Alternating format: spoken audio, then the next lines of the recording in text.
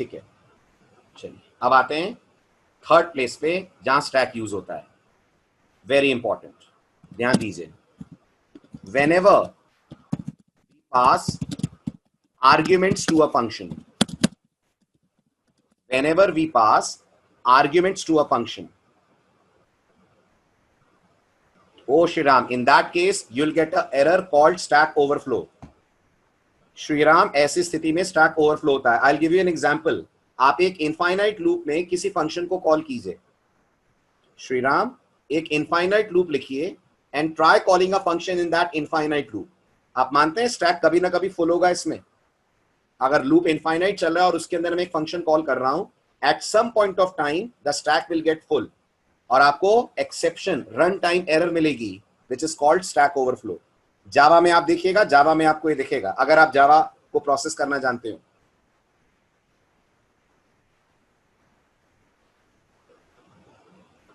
यश, compiler का stack grow करता है फ्रॉम टॉप टू बॉटम। मैं आपको ऐसे दिखा रहा हूं, उसके लिए ऐसे चलता है, but it doesn't matter, right? उससे कोई फर्क नहीं पड़ता है कि स्टैक किस डायरेक्शन में जा रहा है। आप ऑपरेशंस देखिए, वो लीफ ऑर्डर में ही चलेंगे हमेशा। रौनक, रिटर्न 1 कहां से रिटर्न हो रहा है पहले ये बताइए?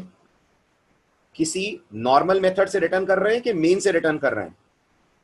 किसी नॉर्मल मेथड से रिटर्न कर रहे हैं ना, तो जो वैल्यू रिटर्न होगी वो एक वेरिएबल में कॉपी होगी जिस वेरिएबल में आप रिसीव कर रहे हैं। जिस वेरिएबल में आप, मैं दूसरे एंगल से समझाता हूं, देखिए एक और डाउट होगा तो इसको दूर कर दूं पहले।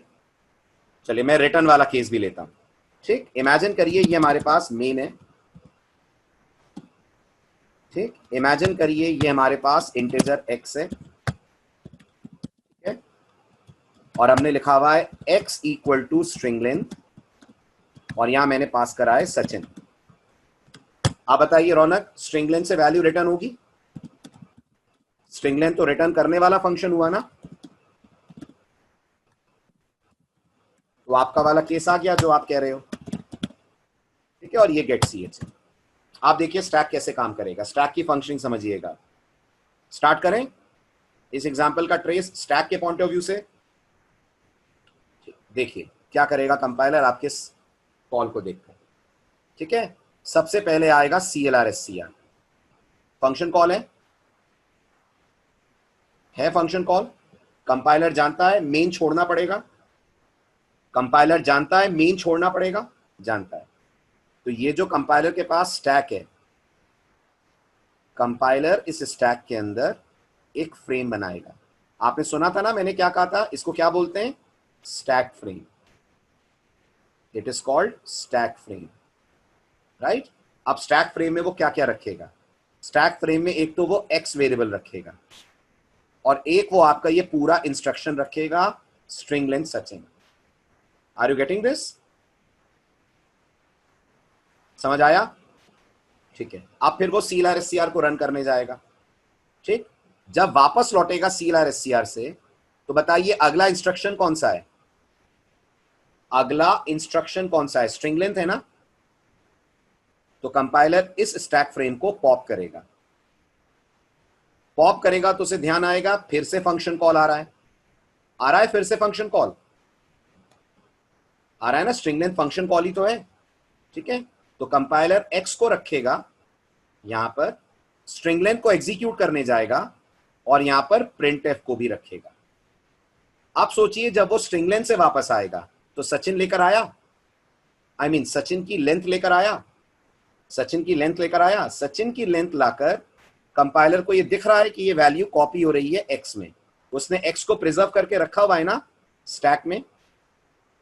तो ये जो वैल्यू 6 वो लाएगा, ये 6 ले जाकर कॉपी करेगा इस x के अंदर, ये पूरा फ्रेम पॉप होगा, राइट। x के अंदर 6 आएगा और फिर कंपाइलर printf के कॉल को एग्जीक्यूट करेगा। क्या printf का कॉल फंक्शन कॉल है?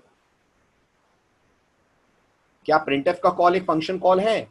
तो अब आप नोटिस करिए getch को प्रिजर्व करेगा कंपाइलर, getch को पुश करेगा और printf को हैंडल करने के लिए चला जाएगा, करेक्ट।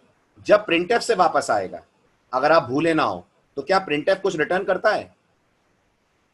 सी अगर आपने बेसिक्स पढ़े हो अच्छे से तो printf की रिटर्न टाइप इंटीजर होती है ना, राइट? अपन ने वो वैल्यू रिसीव की है, अपन ने वो रिटर्न वैल्यू रिसीव की है क्या मेन में? नहीं की है। तो कंपाइलर उस वैल्यू को लाकर स्टैक में अपनी तरफ से कहीं पे भी प्लेस कर देगा, क्योंकि उसके पास लोकल चीजों को रखने की एक ही जगह है, दैट इज स्टैक। उस वैल्यू को स्टैक में कहीं पे रख देगा और पॉप करेगा आपका गेट ch का कॉल। फिर वो गेट ch के कॉल को एग्जीक्यूट करेगा। अब बताइए गेट ch फंक्शन कॉल है? गेट ch फंक्शन कॉल है। तो गेट ch को सॉल्व करने से पहले गेट ch के बाद बताइए क्या है? क्लोजिंग ब्रेस है। तो कंपाइलर इस क्लोजिंग ब्रेस के एड्रेस को स्टैक में पुश करेगा, फिर गेट ch का कॉल सॉल्व होगा, और जब गेट ch से वापस आएगा तो क्लोजिंग ब्रेस को बाहर निकालकर पूरे स्टैक को कर देगा डिस्ट्रॉय।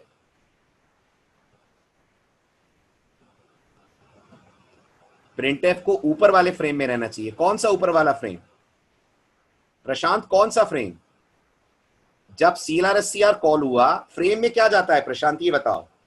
स्टैक फ्रेम में कंपाइलर क्या डालता है? नेक्स्ट लाइन का एड्रेस डालता है ना, नेक्स्ट लाइन का एड्रेस। तो मुझे बताओ CLR के बाद नेक्स्ट लाइन तो स्ट्रिंग लेंथ है ना, तो फिर पहले तो स्ट्रिंग लेंथ पुश होगा ना, सारे थोड़ी पुश कर देगा कंपाइलर। नेक्स्ट इंस्ट्रक्शन पढ़िए आप ध्यान से, मैंने थ्योरी में क्या लिखा हुआ है पढ़िए। Next instruction, I have mentioned the word clearly, not all the instructions. ऐसे तो कंपाइलर को बहुत बड़ा स्टैक लेना पड़ेगा अगर सारे इंस्ट्रक्शंस पुश करने लग गया तो। ओके, अभी आया समझ में? और अब आप याद करिए, आपने सी में पढ़ा होगा कि फंक्शन कॉल्स के कारण स्पीड ऑफ एग्जीक्यूशन स्लो हो जाता है। पढ़ा था आपने? फंक्शन कॉल्स प्रोग्राम की एग्जीक्यूशन स्पीड को स्लो कर देते हैं। बताइए क्यों करते हैं? बताइए क्यों करते हैं? इसका रीजन मैंने आपको सी में भी समझाया था। Function calls reduce the execution speed of the code. कोई भी दुनिया की लैंग्वेज आप ले लीजिए, उस लैंग्वेज में ऐसा होता है, right? Because for every function call compiler has to perform one push and one pop operation. मानते हैं? one push and one pop operation. Her function call को हैंडल करने के लिए कंपाइलर को ना चाहते हुए भी एक पुश और एक पॉप चलाना पड़ता है। हाँ बिल्कुल नीलेश, बिल्कुल स्टैक में मिलेगी, बिल्कुल निशांत, बिल्कुल। जब फंक्शन कॉल आता है तो स्टैक में अगला इंस्ट्रक्शन पुश होता है, फिर जब फंक्शन से वापस आते हैं तो वो इंस्ट्रक्शन पॉप होता है, वो इंस्ट्रक्शन सॉल्व होता है और उसका अगला इंस्ट्रक्शन पुश होता है अगर वो इंस्ट्रक्शन एक फंक्शन कॉल है।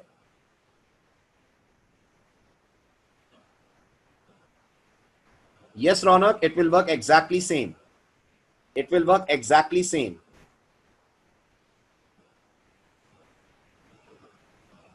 नहीं, x equal to string length पूरा एक ही स्टैक फ्रेम है ना शिवम। देखो मैंने उसको एक स्टैक फ्रेम में दिखाया है, आप देखो पूरी चीज। This entire thing is single stack frame, समझ रहे हैं? राइट?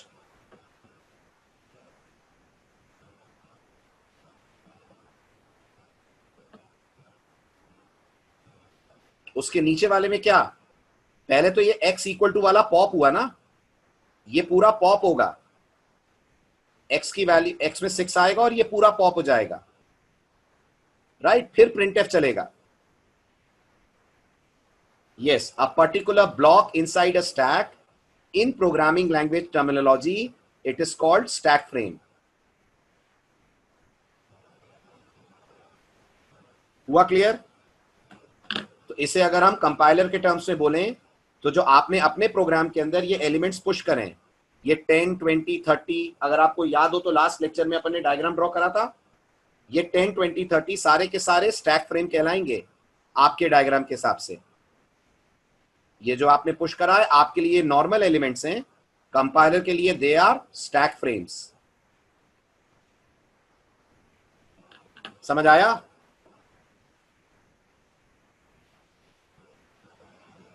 चलिए नेक्स्ट पॉइंट, जहां कंपाइलर स्टैक यूज करता है। पॉइंट नंबर 3, वेनेवर, इसको ध्यान से देखिएगा, बहुत इंटरेस्टिंग एग्जांपल है ये, बहुत ही interesting. Whenever we pass arguments to a function, comma, the compiler always uses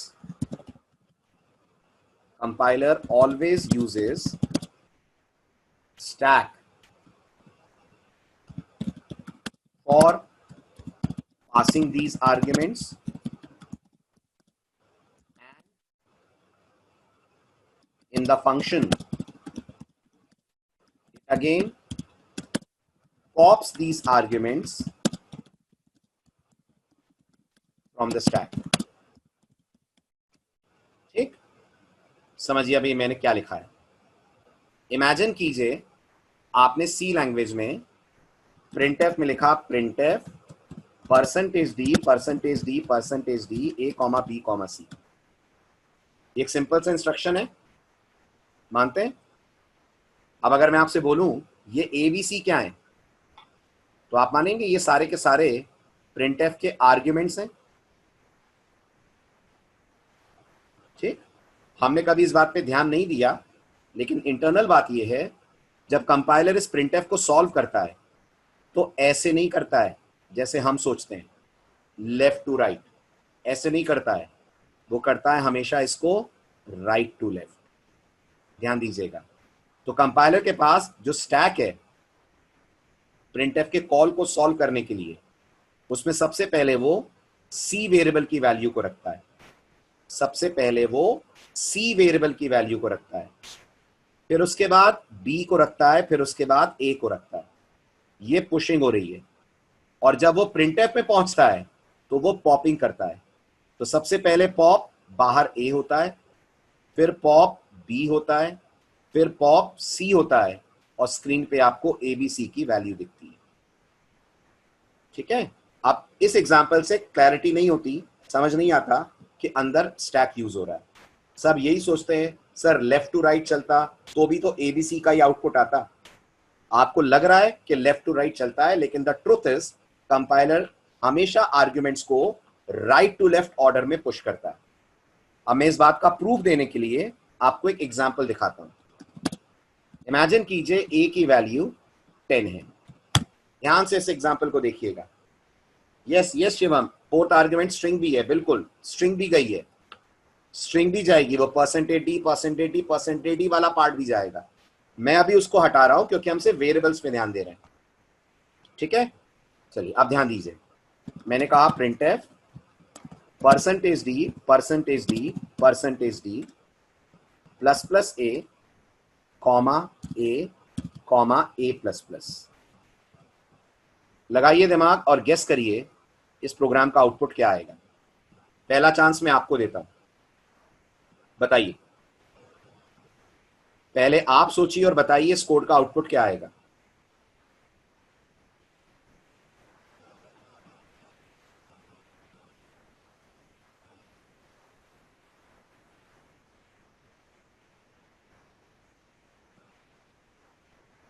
देखिए, आप समझे ही नहीं, मेजॉरिटी स्टूडेंट्स नहीं समझ पा रहे हैं। आप वही गलती कर रहे हैं जो मैं आपको अभी बता रहा था, है ना। आप लोगों को लग रहा होगा कंपाइलर ऐसे तो चलेगा, है ना, सबसे पहले प्लस प्लस ए चलेगा, तो प्लस प्लस ए से आउटपुट आ जाना चाहिए 11, फिर ए आएगा तो 11, फिर ए प्लस प्लस आएगा तो भी 11। अगर आप लेफ्ट टू राइट सोचें तो ऐसा लगेगा, लेकिन ऐसा होगा नहीं। ठीक, सुनिए ध्यान से। कंपाइलर के पास जो स्टैक है उसमें सबसे पहले ए प्लस प्लस जाएगा। अब बताइए ये ए प्लस प्लस पोस्ट इंक्रीमेंट है कि प्री इंक्रीमेंट है? पोस्ट है ना। अच्छा, यहां पे मैं एक और बात आपके नोटिस में लाऊंगा, या मैं एक और बात आपके नोटिस में ला रहा हूं। हमने नॉर्मली पढ़ा है कि अगर हम कभी कहते हैं x equal to plus plus y plus z plus plus, तो हमें मालूम है पहले प्लस प्लस वाई चलता है। यही पढ़ा है ना सी में अपन ने, पहले प्री चलता है फिर पोस्ट चलता है। आर्ग्यूमेंट पासिंग में ऐसा नहीं होता है। आर्ग्यूमेंट पासिंग में कोई प्री पोस्ट का डिफरेंस नहीं होता है, हमेशा राइट टू लेफ्ट चलता है कंपाइलर। हमेशा राइट टू लेफ्ट। तो ये मत सोचना कि सर प्लस प्लस ए पहले चलना चाहिए ना, क्योंकि ये प्री इंक्रीमेंट है। आर्ग्यूमेंट में कोई प्री इंक्रीमेंट पोस्ट इंक्रीमेंट का डिफरेंस नहीं होता, सिर्फ राइट टू लेफ्ट ऑर्डर होता है। तो आप समझिए, कंपाइलर ने स्टैक में ए को पुश करा। ए में बताइए अभी क्या है, ए में बताइए, मेरे साथ ट्रेस कीजिए, 10 है, वेरी गुड। तो स्टैक में 10 पुश हुआ और फिर प्लस प्लस ने अपना काम करते हुए ए को 11 कर दिया। Are you getting this? Stack में 10 पुश हुआ और फिर ए 11 हो गया। आप बताइए ए करंटली क्या है, आप बताइए ए करंटली क्या है? शाबाश, 11 है, तो 11 पुश हुआ। आप ये बताइए जो प्री इंक्रीमेंट है ये पहले बढ़ाएगा कि पहले पुश करेगा? पहले इंक्रीमेंट करेगा ना, प्री इंक्रीमेंट की आदत है। ए इस समय कितना है? 11 है ना, इंक्रीमेंट होकर स्टैक में 12 आएगा और आपको आउटपुट मिलेगा 12, 11, 10। जब आप इस कोड को रन करेंगे तो आउटपुट मिलेगा 12, 11, 10। Let me show this on screen, practically दिखाता हूं, देखिए आप इस चीज को।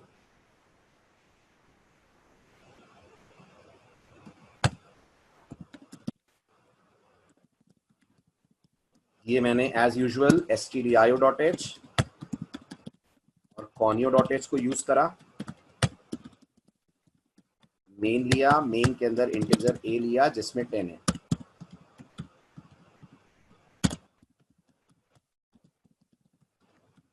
And I said printf %d %d plus plus a plus plus followed by get ch। ये हमारा कोड है जो अभी अभी आपने व्हाइट बोर्ड पे देखा था। आई एम रनिंग दिस और चेक करिए आउटपुट जैसा अपने ट्रेस करा 12, 11, 10 एग्जैक्टली आपको वैसा ही मिल रहा है। बताइए, समझ आई ये बात? समझ आया? ठीक है, अब आपसे पूछता हूं, आप आंसर देना। 2-3 एग्जांपल करते हैं, ये बहुत कॉमन इंटरव्यू क्वेश्चंस हैं। Integer a equal to 10, printf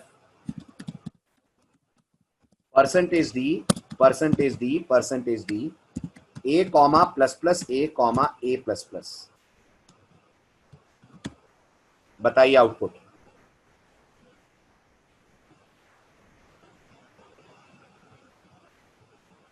maximum Yash, maximum compilers, I am not saying all compilers, but maximum work in right to left order.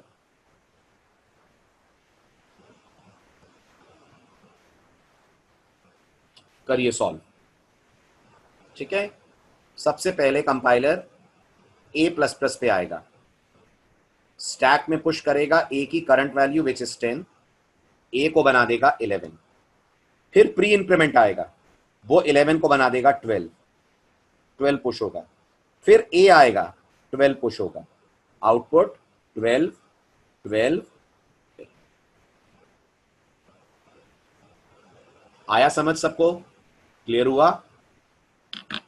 Another example,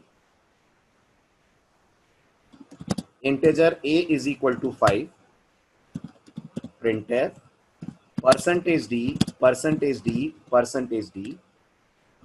a is equal to 10, a greater than 6।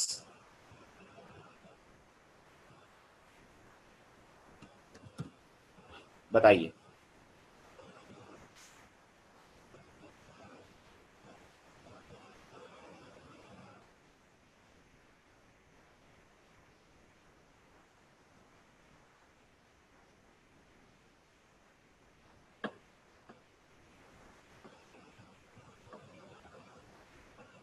Yes, 1 कैसे आएगा last में? मुझे नहीं समझ में आ रहा, 1 कैसे ला रहे हैं आप?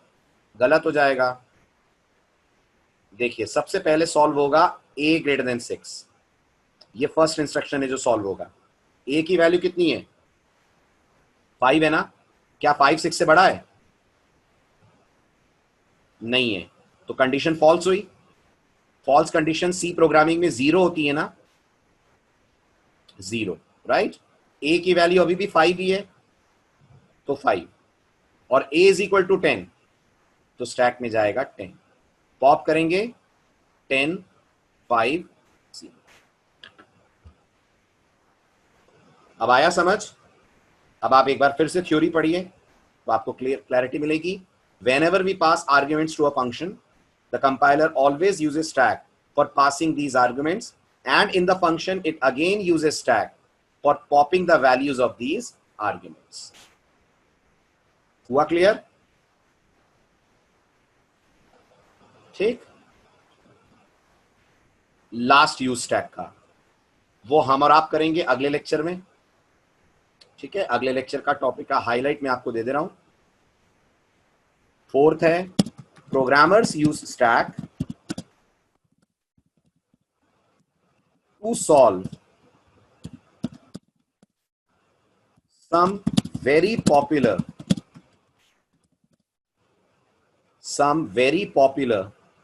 programming problems। ठीक है, ये मैक्सिमम डेटा स्ट्रक्चर की प्रॉब्लम्स हैं, तो नॉर्मल सी में आपने नहीं सुनी होंगी। नंबर 1 मर्ज सॉर्ट, नाम सुना है आपने? Have you heard the word merge sort? Very good. ये सॉर्टिंग एल्गोरिथम है, राइट, जो मैक्सिमम सॉफ्टवेयर इंटरनली यूज करते हैं। मैक्सिमम सॉफ्टवेयर, जावा में जो बिल्ट इन सॉर्टिंग टेक्निक है वो मर्ज सॉर्ट यूज करती है। जावा स्क्रिप्ट अगर आप कभी पढ़े या पढ़ी हो, वो मर्ज सॉर्ट यूज करके सॉर्टिंग करती है। हम भी जब सॉर्टिंग पढ़ेंगे तो मर्ज सॉर्ट का कोड लिखेंगे, और मर्ज सॉर्ट के कोड के लिए इंटरनली स्टैक यूज होगा जब रिकर्जन चलेगा। तो मर्ज सॉर्ट की तरह क्विक सॉर्ट ये स्टैक को यूज करेगा। देन अगर आपने सुना हो तो एक बहुत पॉपुलर प्रॉब्लम है टॉवर ऑफ हेनोई, सुना है आपने ये वर्ड? एक गेम है टॉवर ऑफ हेनोई। ये सब अपन करेंगे इस कोर्स में, आप इनकी कोडिंग करेंगे।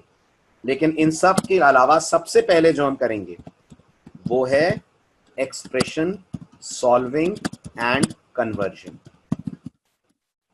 ठीक है, कौन सा expression solving conversion? Infix, postfix and prefix. सुने तीनों नाम? गुड। तो अगला टाइटल, अगला लेक्चर हमारा इनफिक्स, पोस्टफिक्स, प्रीफिक्स पे होगा। और फिर जैसे जैसे कोर्स प्रोग्रेस करेगा, merge sort, quick sort, tower of Hanoi, ये सारी प्रॉब्लम्स आप स्टैक को यूज करके इंप्लीमेंट करना सीखेंगे। क्लियर हुआ? ठीक है, एक्चुअल में ये तीनों प्रॉब्लम याद रखिएगा रिकर्जन की प्रॉब्लम्स हैं, है ना। इन तीनों में हम स्टैक यूज डायरेक्टली नहीं करेंगे, इंटरनली स्टैक यूज होगा जब हम कोड को लिखेंगे रिकर्सिव वे में। They are famous problems of recursion. और रिकर्जन, जैसा मैंने आपसे कहा था, हमारे सिलेबस का पार्ट है। पूरा फुल डेप्थ में रिकर्जन को आपको ट्रेस करना है। तो जब मैं रिकर्जन आपको सिखाऊंगा तब ये प्रॉब्लम्स अपन अप्लाई करेंगे।